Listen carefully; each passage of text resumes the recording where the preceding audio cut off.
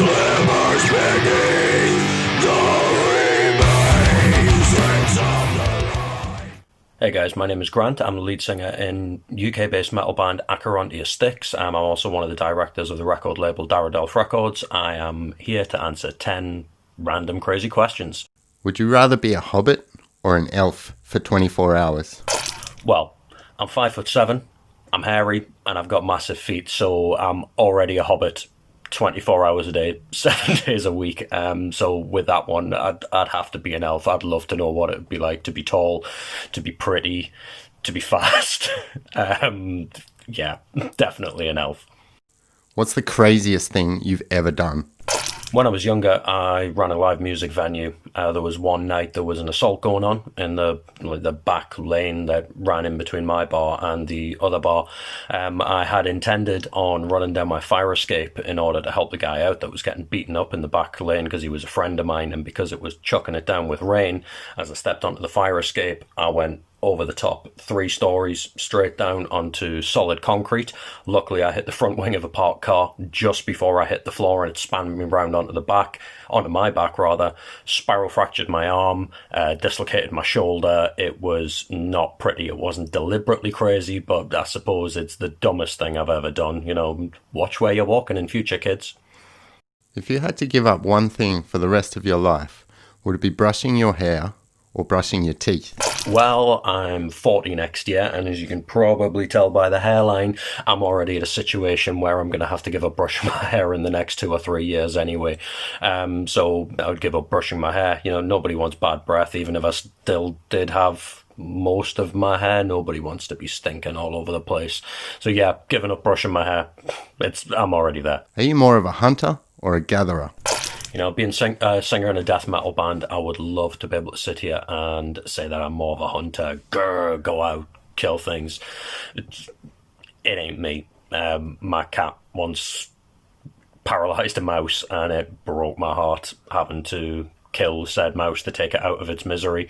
My garden outside is full of vegetables, it's full of fruit. You know, I'm growing absolutely everything out there. So as much as I would love to say that I'm a hunter, I'm not. I'm definitely a gatherer. You've been given an elephant.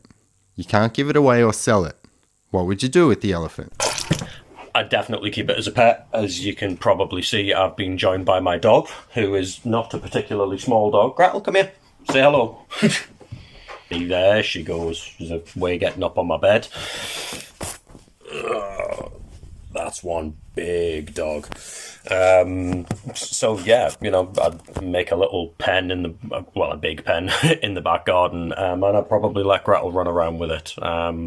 Yeah. What's the weirdest smell you have ever smelled? Moving on from the fact that I've got an absolutely enormous dog here, you can't even begin to comprehend what it smells like when that dog farts. It is literally the worst thing you will ever smell in your life. She can clear a room. She could clear an entire building when she decides to let go. It's the absolute worst. It really is terrible. What would be the creepiest thing you could say while passing a stranger on the street?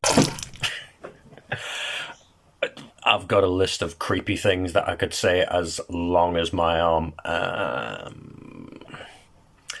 Probably walk up to them and whisper, "You smell different while you're awake." I think that would freak a few people out. Would you rather lose the ability to read or lose the ability to speak? Goes without saying that I'd have to choose reading. I'm a vocalist in a band, you know. I mean, without my ability to speak, I'm not a good enough bass player to be able to warrant getting any sort of musical job from doing that. I suppose from the label point of view, because everything that I do through the label is done via email and that kind of stuff, that would probably affect that, but I would much prefer to be able to scream all the time than to be able to read, definitely. If you could have dinner with any currently alive person in the world, who would it be? That's a pretty easy one. Much the same as the rest of the world. We've been stuck in lockdown for God knows how long, not seeing people that we love, not seeing people that we care about. I've been separated from my son for the last 6 months. Right now, if I could sit down and have dinner with anybody, it would be him. I'm missing the kid like crazy. He loves the fact that his dad's in a band. He helps out filming with some of the music videos that we do with the label and all of that kind of stuff. I'm still speaking to him on the phone. I'm still speaking to him in PlayStation Network, and his UK lockdown is starting to get lifted at the moment. I have been able to pop up and see him socially distanced for a couple of hours a few weeks back, but right now I would love nothing more than to just sit down with, I don't even care what meal it was, if I could just be face to face with the boy, that would be more than I could ever hope to dream for right now. Next few weeks, as everything gets lifted, he's going to come down and see me. I'm sure everybody out there feels exactly the same when they're separated from somebody. I can't wait. We finish the interview and you step outside the office and find a lottery ticket that ends up winning $10 million. What would you do? First thing I'd do is probably give about 9 million of that to charity straight away. There's nothing in the world I could possibly spend £10 million on, of dollars, if you will. I'm not a materialistic person. Every birthday, every Christmas that comes around, it's, what do you want, Grant? I don't know. I've got my guitars, I've got my laptop, I've got my vinyl collection. I've got the people that love me and all that kind of stuff. Probably do repairs to the house. So that would be about it.